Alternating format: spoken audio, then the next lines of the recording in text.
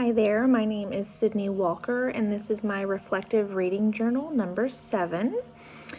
I am going to speak to option number 1. The first question discusses the differences and the similarities between assimilation and acculturation. So assimilation, what my research found was that this is the process of taking in and fully understanding information or ideas. So assimilation is more being culturally aware and fully understanding. This doesn't necessarily mean that you engage in whatever the activity is or whatever the understanding is. It just means that you understand the significance, the importance, why it's happening, what is happening, that kind of thing. Acculturation is different. Acculturation is a cultural modification of an individual or of an event. So this would be where, as a counselor, if you were to present assimilation, you would do the research, talk to your client, understand their way of life.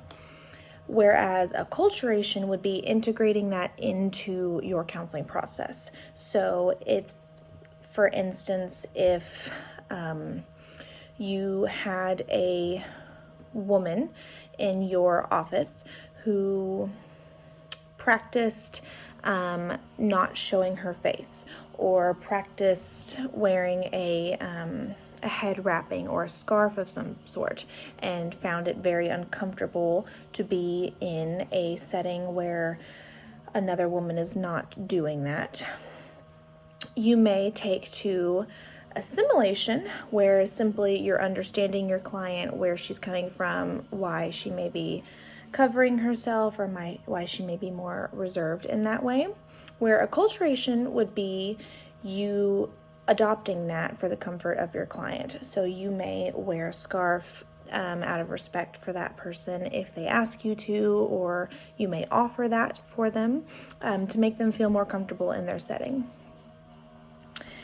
The counseling process could change significantly with any of these options because you are adapting to best fit your client's needs and to be who they need you to be in order for them to fully be able to process and be comfortable to do so. A form of testing accommodations or modifications, there are a lot of different things that can take place. Language could change, the way you phrase things could change, the